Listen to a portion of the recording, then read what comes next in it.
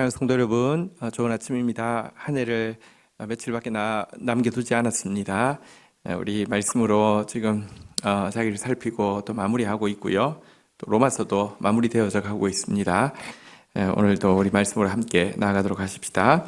로마서 15장 22절에서 33절 말씀 오늘 보도록 하겠습니다. 로마서 15장 22절에서 33절. 22절 먼저 보겠습니다. 그러므로 또한 내가 너희에게 가려 하던 것이 여러 번 막혔더니.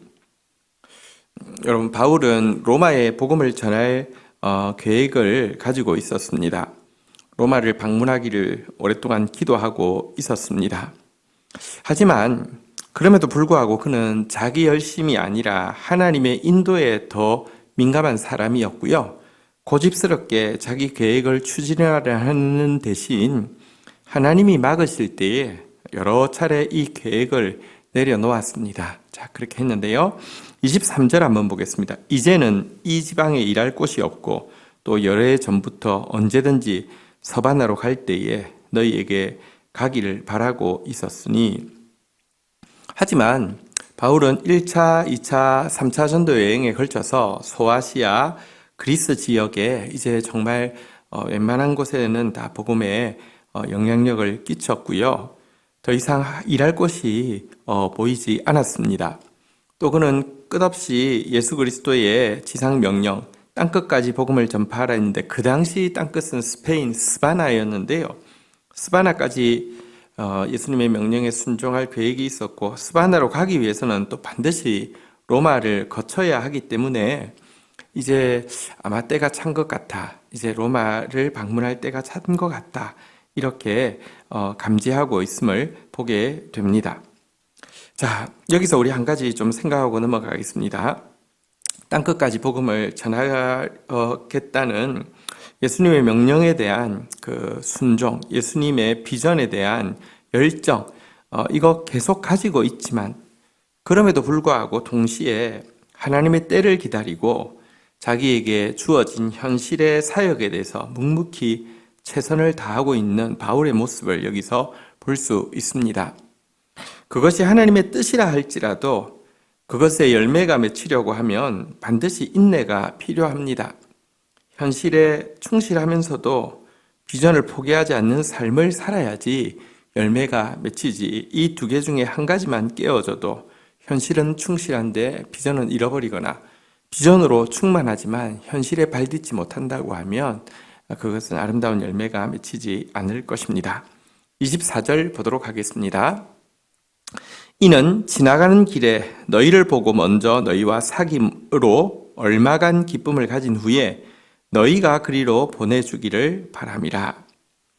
이제 로마 방문이 임박했음을 느끼는 바울은 이제 자신의 방문의 목적에 대해서 미리 알려주고 있는데요. 첫 번째는 먼저 너희와 사귐으로 얼마간 기쁨을 가진 후에, 여기에 방문 목적이 나타나 있습니다. 그들과의 사귐의 기쁨, 교제의 기쁨을 나누려는 것입니다. 참된 성도가 함께 모여 교제할 때에는 참된 기쁨이 동반됩니다. 이것은 정말 사모할 만한 것입니다. 우리 공동체가 한 사람 한 사람 다 부족한 사람들입니다. 그러나 예수 그리스도를 사랑하고 참 주님께서 우리에게 가지고 있는 개개인을 향한 성화의 소망과 또 우리를 통하여서 이 땅 가운데 하나님 나라를 이루시려고 하는 그 비전을 함께 품고 있는 소중한 지체들이 함께 만나 사귀고 교제하고 코이노니아 할 때에 있는 이 참 기쁨, 절대로 잊어버려서는 안 됩니다. 자, 그리고 또 두 번째 방문 목적에 보니까요, 이제 그 사귐 그 자체는 좋고 기쁨 그 자체는 좋지만 그것에만 머물러 있지는 않으려고 함을 알게 됩니다. 그 사귐과 그 기쁨이 그냥 그것을 자체가 목적이 아니라 그것에서 나오는 에너지가 또한 서바나까지 땅끝까지 복음을 전파하는 데에 로마 성도들이 함께 동참하고 동력하여서 바울을 파송하고 또 바울을 지원하려 하게 하려는 그런 목적을 가지고 방문한다. 이렇게 이야기하고 있습니다. 참된 성도의 만남에는 기쁨이 있고요. 또 참된 성도의 만남은 반드시 천국 복음을 확장시키는 것에 대한 헌신으로 이어짐을 잘 보여주고 있는 내용이라고 할 수 있겠습니다. 25절, 26절 읽겠습니다. 그러나 이제는 내가 성도를 섬기는 일로 예루살렘에 가노니 26절 이는 마게도냐와 아가야 사람들이 예루살렘 성도 중 가난한 자들을 위하여 기쁘게 얼마를 연보하였습니다. 자, 로마를 그렇게 강력하게 방문하고 싶어 하지만 바울은 지금 정반대 방향인 예루살렘을 먼저 방문할 것이다 라고 밝히고 있습니다. 그 이유는 무엇이냐고 하면 예루살렘이 지금 대기근과 박해로 인하여서 성도들이 너무너무 고통을 겪고 있는 상황이었는데요. 2차 전도 여행이 주로 그리스 반도에서 이루어졌습니다. 그리스 반도를 로마가 통치하면서 이렇게 자기 말을 잘 듣게 하기 위해서 남북을 나누어서 북쪽은 마게도냐, 남쪽은 아가야로 이렇게 분리해가지고 통치를 하고 있었는데요. 그는 어쨌든 이 마게도냐와 아가야 지역을 2차 전도 여행 때 전도하였는데 이때 이 그리스 지역의 성도들이 예루살렘 성도들을 위해서 기꺼이 연보를 드렸고요. 이것을 가지고 이제 예루살렘 교회를 돌아보는 일을 하기 위해서 먼저는 예루살렘으로 간다. 이런 자기 행보에 대해서 알려주고 있는 내용입니다. 27절, 28절 한번 보겠습니다. 저희가 기뻐서 하였거니와 또한 저희는 그들에게 빚진 자니 만일 이방인들이 그들의 영적인 것을 나누어 가졌으면 육적인 것으로 그를 섬기는 것이 마땅하니라. 그러므로 내가 이 일을 마치고 이 열매를 그들에게 확증한 후에 너희에게로 들렀다가 서바나로 가리라. 2차 전도 여행 때 그 그리스 지역에 있는 성도들이 헌금한 것은 억지로 한 것이 아니고요. 어떤 사람들 눈치 봐서 한 것이 아니라 기쁘게 한 것입니다. 기쁘게 드리는 것, 자원해서 드리는 것이 하나님 기뻐 받으시는 예물이죠. 그런데 바울은요, 기뻐서 한 거 맞지만 또 사실 빚진 마음으로 이 일을 하는 것 마땅한 일이었다라고 이야기하고 있습니다. 왜냐고 하면 그들은 복음에 있어서는 사랑의 빚을 졌기 때문입니다. 이 영적인 이 복음이 그들에게 흘러갈 때까지 어쨌든 이 유대 교회가 그리고 유대 교회의 뿌리가 되는 구약의 믿음의 조상들의 헌신과 수고가 있어서 이 복음이 여기서 이제 이방인에게까지 전파되게 되었으니 이 복음의 빚진 자로서 또 이렇게 섬길 수 있는 것으로 섬기는 것은 마땅하다. 사랑의 빚진 자라는 인식을 가지고 있는 거 당연하다. 이렇게 이야기를 하고 있습니다. 여러분, 우리에게 있는 물질이 사랑과 사랑을 표현하는 도구로 또 연합을 지금 이방 교회와 유대 교회는 사실은 한 복음을 가졌음에도 아직까지 서로 안에 더 온전한 하나가 되어지기 위해서는 연합이 되어지기 위해서는 사실은 교류가 필요한데요. 이 연합을 위한 도구로 물질이 사용되어지는 것은 물질을 가장 잘 사용하는 것입니다. 불의한 재물로 친구를 사귀라 이렇게 말씀하고 있습니다. 불의하다는 것이 나쁘게 벌었다는 돈은 아니고요. 덧없고 사라지는 물질을 이야기합니다. 덧없고 사라지는 물질로 사람을 사귀라, 친구를 사귀라, 영혼을 얻으라 이런 말이죠. 어쨌든 이방 교회의 이 아름다운 물질이 또 기쁨으로 또 사실은 빚진 마음으로 이렇게 잘 드려졌는데요.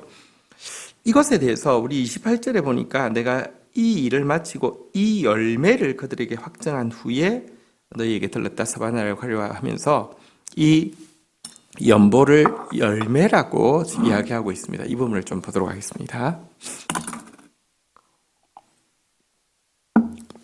여러분, 그들이 드린 이 연보를 이 헌신을 그들에게 확정한 후에 이렇게는 이해할 수 있겠습니다. 이 섬김을 그들에게 확정한 후에 이것은 이해가 되는데요.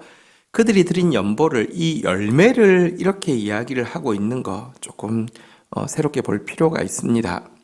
여러분, 우리는 열매 그러면 무엇을 생각하냐고 하면 내가 원하는 것을 응답받은 것 자체를 열매라고 하기도 합니다.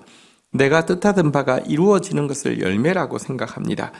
그런데요, 정확하게 열매는 내가 응답받은 것까지가 열매가 아니고요.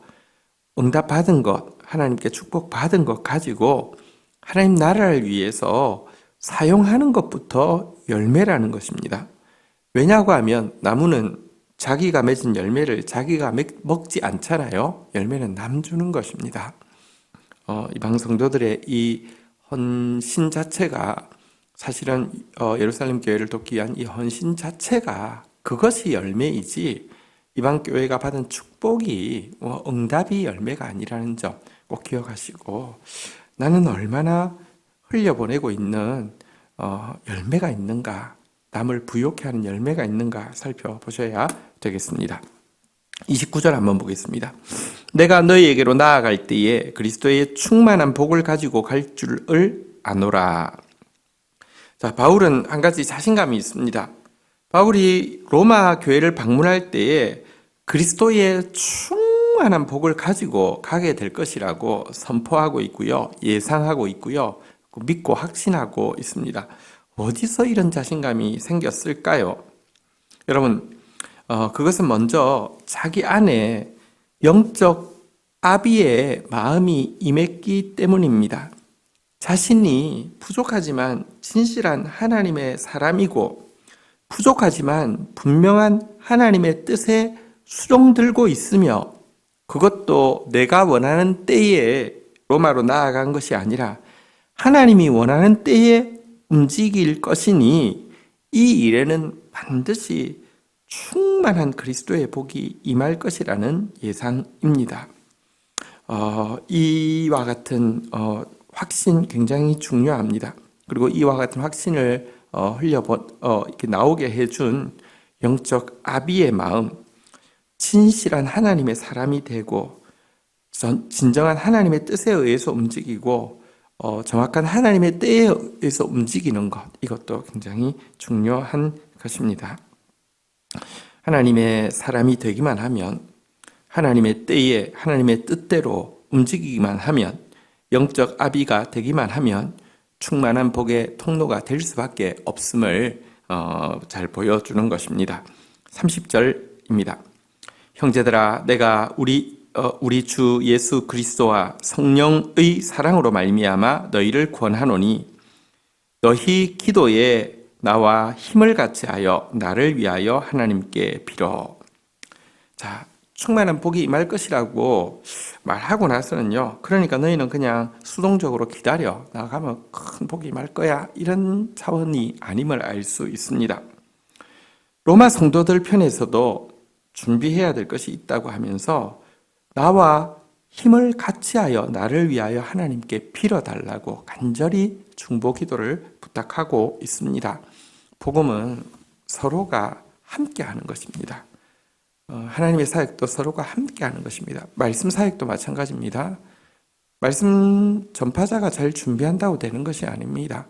회중이 사모해야지 그때 하나님께서 말씀 전파자라는 도구를 통하여서 말씀이 막 임하게 하고요.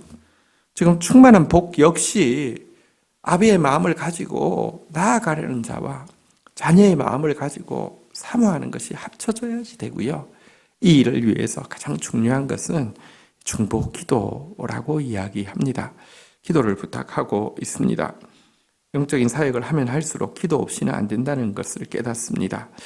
그냥 명분만 영적이고요. 영적인 목표를 내세우고 영적인 용어를 써도요, 기도의 필요성을 느끼지 않는다고 하면 전혀 영적인 것이 아닙니다. 하나님이 하지 않아도 할 수 있는 일은 영적인 것이 아닙니다. 그런데 생각해 보면 여러분, 우리의 영혼에 진실한 그리스도의 복이 임하는 것은 우리로서는 할 수 없습니다. 내가 누구길래 누군가에게 그리스도의 복을 나눠줄 수 있습니까? 불가능합니다. 기도 외에는 안 됩니다. 자, 이제 기도의 제목을 몇 가지 부탁하고 있음을 보게 됩니다. 31절, 나로 유다에서 순종하지 아니하는 자들로부터 건짐을 받게 하시고 또 예루살렘에 대하여 내가 섬기는 일을 성도들이 받을 만하게 하시고, 첫 번째 부탁은 그들에게 가기 전에 먼저 예루살렘 간다고 했잖아요. 예루살렘 갔을 때에 복음에 순종하지 않는 악한 유대주의자들의 박해에서 건져주실 것을 중보를 부탁하고 있습니다. 바울은 지금 내려가면서 복음을 위해서라고 하면 자기 생명이 위험에 처하는 것 전혀 개의치 않습니다. 그러나 여러분, 불필요한 위험으로부터는 이 건진 받게 해달라고, 필요한 위험 앞에서는 순교도 각오했지만 피할 수 있는 위험들, 불필요한 위험들을 굳이 감수할 이유가 없습니다. 비둘기처럼 우리는 순결해야 되지만 뱀처럼 지혜로워야 합니다. 뱀처럼 지혜롭다는 것은 불필요한 위험에 자기를 노출시키지 않음을 이야기합니다. 이 일을 위해서 중보해 달라고 부탁을 하고 있고요. 그래서 예루살렘에서의 사역을 잘 마치고 로마에 있는 성도들에게도 갈 수 있게 해달라는 부탁이겠죠. 또 한 가지는 지금 이방 교회가 정성스럽게 준비한 예물을 가지고 나아가지만 예루살렘 교회가 그것을 또 기쁘게 받는 것은 다른 문제입니다. 여러분, 예루살렘 교회는 아무래도 유대인들 중심으로 구성되어 있었고요. 이들은 아직 그들 중에 영향력이 있는 사람은 바리새파 출신의 개종한 기독교인들이 있었습니다. 이들은 이방 교회에 대해서 아직도 용납하는 마음이 좀 적었고요. 예루살렘 공의회를 통해서 이방 교회를 받아들이기로 했음에도 불구하고 개인적으로 별로 좋아하지 않았고요. 그래서 이방 교회에 대한 적대감이 남아있기 때문에 자칫 이 예물을 뭐랄까요, 좀 기분 나쁘게 자존심 상하게 생각할 수도 있고 여러 가지로 선한 의도와 달리 좋지 못한 결과를 가져올 수도 있는 것 아닙니까? 이 일을 위해서 기도해달라, 이렇게 부탁하고 있는 내용입니다. 32절 보겠습니다. 나로 하나님의 뜻을 따라 기쁨으로 너희에게 나아가 너희와 함께 편히 쉬게 하라. 또 이제 이 일을 마친 후에 하나님의 뜻을 따라 로마 교회를 방문할 수 있게 해달라고, 그래서 나아갈 때 기쁨이 있고 또 그들을 만날 때 안식이 있게 해달라, 이렇게 이제 기도를 부탁하고 있습니다. 쉼을 주고 또 기쁨을 주는 참된 친교는 하나님의 선물이고요. 이 같은 선물을 위해서는 이 선물을 사모하고 이 선물을 귀히 여기는 기도의 준비가 필요함을 보여주고 있습니다. 진실한 교제는 하나님 주시는 특별한 선물입니다. 특별한 선물은 귀하게 받아야 합니다. 가장 귀하게 받는 방법은 기도로 예비하고 준비하는 것입니다. 마지막 절 33절을 읽겠습니다. 평강의 하나님께서 너희 모든 사람과 함께 계실지어다. 아멘. 하나님의 뜻대로 기도하는 사람의 내면에는 이 평화가 임하게 됩니다. 평화가 떠나지 않게 됩니다. 왜냐고 하면 하나님은 평강의 하나님이시기 때문입니다. 평강의 하나님의 이름으로 모든 성도를 로마의 성도를 축복하고 또 아멘으로 이제 이것에 대해서 보증함으로 오늘 내용을 마무리하고 있습니다. 주신 말씀 가지고 우리 주님 앞에 나아가 기도하겠습니다. 제가 기도하겠습니다. 하나님 감사합니다. 바울이 끊임없이 땅끝까지 복음을 전하는 일에 대해서 열정과 비전을 가지고 있지만 그럼에도 불구하고 하나님의 인도, 하나님의 때에 대해서 민감하며 기꺼이 자신의 계획을 내려놓고 또 순종하는 모습도 보게 됩니다. 비전을 놓지 않게 하여 주시지만 현실에 또 비전을 놓지 않으면서도 현실에 충실한 이 바울의 모습이 또 저희들의 삶의 모습이 되어질 수 있도록 주여 인도하여 주시기를 간절히 간구하고 소원합니다. 바울이 로마 성도들과 기대하고 있는 이 교제의 기쁨, 우리 성도들 안에 교제의 기쁨이 더 풍성케 하여 주옵소서. 바울이 로마 교회 성도들과 교제의 기쁨을 나눔으로 말미암아 천국 복음 확장을 위하여서 함께 헌신하게 되기를 기대하는 것처럼 우리의 교제의 기쁨이 복음을 향한 열정과 헌신으로 열매 맺을 수 있도록 인도하여 주옵소서. 오늘 이방 교회가 드린 예물을 이 열매라고 고백하고 있는 표현을 보게 되었습니다. 하나님, 내가 받은 축복이 열매가 아니고 내가 받은 응답이 열매 아니고 그것 가지고 하나님 나라 위에 사용하는 것이 열매일진데 하나님, 열매 맺는 사람 되어질 수 있도록 저희들에게 은혜를 더하여 주옵소서. 주님, 영적 아비의 마음을 가지고 하나님의 사람으로서 하나님의 뜻을 따라 하나님의 때에 움직일 때에 그리스도의 충만한 복이 있을 것을 고백하고 있는 바울의 모습을 봅니다. 주님, 부족하지만 제가 또 우리 교회 모든 리더들이 영적 아비, 영적 어미의 마음 가지게 하여 주시고 하나님의 사람 되게 하시고 하나님의 뜻과 하나님의 때의 움직임으로 만나는 모든 사람들에게 충만한 그리스도의 복을 전하게 하여 주옵소서. 그리고 우리 온 성도들도 이 같은 복은 기도를 통하여서 임하게 됨을 깨닫고 사역자를 위하여서 또 기도하고 또 자신의 마음을 위하여서도 기도하며 또 하나님의 평강 가운데에서 하나님의 뜻이 이루어지는 것을 또 사모하는 기도의 사람들 되게 축복하여 주옵소서. 예수 그리스도의 이름으로 기도 올립니다. 아멘.